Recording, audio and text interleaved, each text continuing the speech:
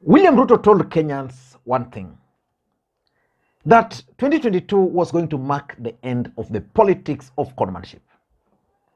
He has indeed conned the hustler nation. This is total conning, and as Kenyans, you must know that you are being conned. He also promised Kenyans that wajinga waleisha Kenya. The truth of the matter is that Kenyans are still wajinga. Si mnajua nani ni prezi, si mnajua nyinyi voters ndio washenzi. Kwani hamjui mdomo yangu ilibatizwa na wakongwe? Yesterday, William Ruto held a meeting with the members of his cabinet, and they released details about the Hustlers Fund. And in this video, I want to break it down to you guys. Why personally, I strongly believe that William Ruto conned his supporters. This is not what he promised them. Na hiyo Hustler Fund tutaweka pesa ya serikali shilingi bilioni 50. Na hiyo bilioni 50 tutawapatia wafanyabiashara kama wewe bila interest, without interest. Moments later. Hustler Fund tutaifanyia launch tarehe 1 Disemba. Lakini si pesa ya bure. Kama kuna mtu hapa anafikiri atapata pesa ya bure, ati unangojea pesa ya serikali ya bure. Let us begin by looking at the limits. 500 bob is the minimum you can borrow, and 50,000 is the maximum you can borrow. The truth of the matter is that 500 bob is a lot of money to some people. It can change your life. And 50,000 is also a lot of money to some people. And let me just try and explain to you what you can do with with this money, 50,000. But William Ruto indicated something, that the Hustlers Fund, some aspect of it is going to be mandatory saving. I suspect that once you qualify for the money, you will not be given the 50,000 if that's the maximum you are going to get. They are going to retain some as part of that saving scheme. 50,000, you can use it to start Mitumba business. Let's say, for those who do bales, you can get 2 bales of Mitumba. You can start your business even with 1. You can go to Kibuye market and get those camera. You know, you can start omena business. You can, 50,000 can get you several bags of omena, which you can start selling. Unaweza uza makaa. You can sell charcoal, although it's illegal. There are several other things you can actually start with it. Someone was suggesting that 50,000 can even kickstart for you a cyber business. But that's not what was promised to hustlers. Hustlers were told that hii shida zenu zote ya kwenda kwa fuliza, kwenda kwa whatever will be sorted out. So those who are doing businesses running over 100,000, 200,000 believed that once they voted for Ruto, then they were going to expand their businesses to more than what they were currently doing. Kupangwa, sisi ni watu wa kujipanga. Tunaelewana? Huyu mungwana ameniambia ya kwamba wale mashailo bado wanatusumbua. Kupata pesa ya kuendesha biashara bado iko matatizo. Kazi ya kwanza nimeshafanya, wale jamaa wafuliza nimewaambia kabla hatujaongea punguzeni by 50% ile pesa mnalipisha wananchi. Tayari wamepunguza 50%. Mimi nangoja kidogo, kwa sababu mambo bado. Si ndio? Tulikubaliana ya kwamba tutakuwa na hazina ya Hustler Fund ambayo italete chini gharama ya credit. Tunaelewana? Ikuje chini ili kila mtu aweze kuhakikisha kwamba anaweza kukopa pesa kwa bei nafuu bila ya kuangaishwa vile huyu mungwana amesema. Mimi nataka niwahakikishie hiyo mpango ya kuweka hustler fund itakuwa tayari kabla ya Disemba mwaka huu. So for me, this limit, I don't know why they've capped it at 50,000. The truth is you can start business with 50,000, but majority of these businesses are going to collapse. So for me, that's the biggest problem.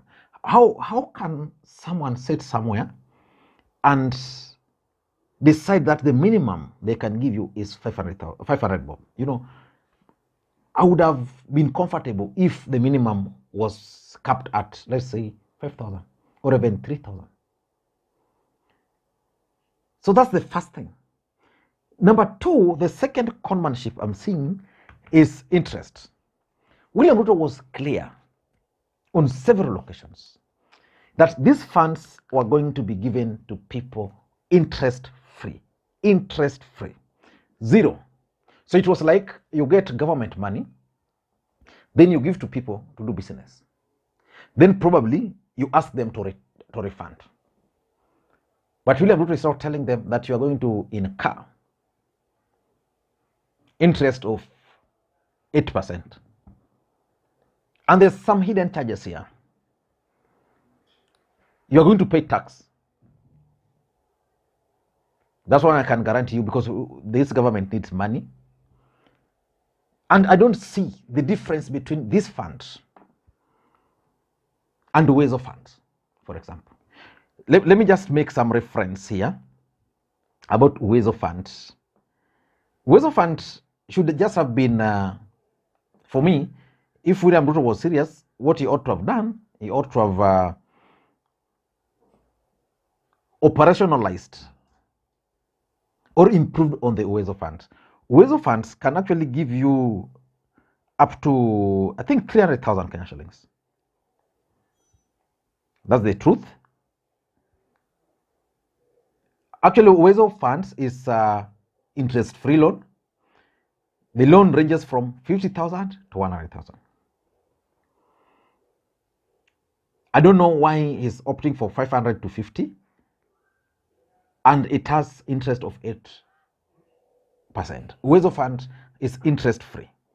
The only problem with ways of fund is that the process of acquiring that loan is a bit tedious. So most people would rather don't go for it. I don't know the process of acquiring the Hustlers Fund. I also tend to think that it's going to be a bit difficult because it's going to be processed through cooperative societies.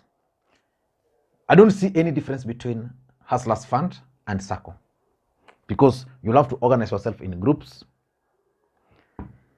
You'll have to have guarantors. So for me, William Ruto has conned these people there. The third conmanship in this thing is the credit ratings. You will be given money according to your credit ratings. Kenyans don't have favorable credit ratings. If you look at the default rate of Fuliza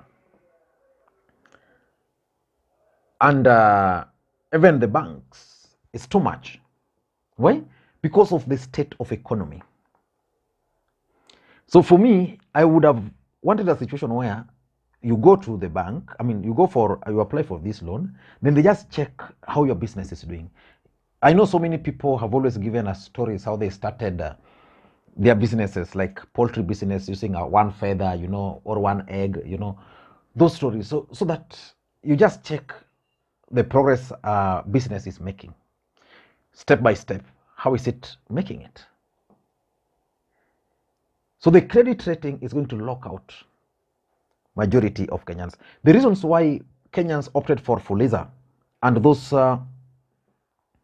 Shylocks was because of the default or credit ratings. So that banks feared them. You go to bank, they can't give you loan. You defaulted on Fuliza, you can't get. So the easiest was to go to Fuliza. The other thing which is going to scare away people from this Hustlers Fund is the default. If you default, you will go to jail. And I agree with Ruto on this. Basically, you can't just expect to go to government, get 50,000, You come, upige sherehe, then after that you expect to be paid back. But hustlers are not going to pay this loan. The default rate of the hustler, I know, everybody is going to go for this loan once it's operationalized. It will be launched on 30th. The truth is, many Kenyans will go for it, but with one intention: not paying. The success rate of Kenyans with businesses are known. So if someone was in business of welding, the best thing would have been for them to be empowered to buy more equipments, yani value addition, so that they don't default. But I'm seeing a situation where people who have never ventured into business will just go for these funds, they default, arrest, and the rest. Number three, the last conmanship I'm seeing on this is access to this fund or even requirements. What will be the requirements for you to access this fund? Let us wait and see. But the requirement is not going to be easy. So my advice to anybody is that poverty is a very bad thing. So if you really need this money and you believe it can change your life, please go for it. Majority of Kenyans are like, oh, this money will not help them. It can help you. But the only problem I have with it is that this is not what was promised.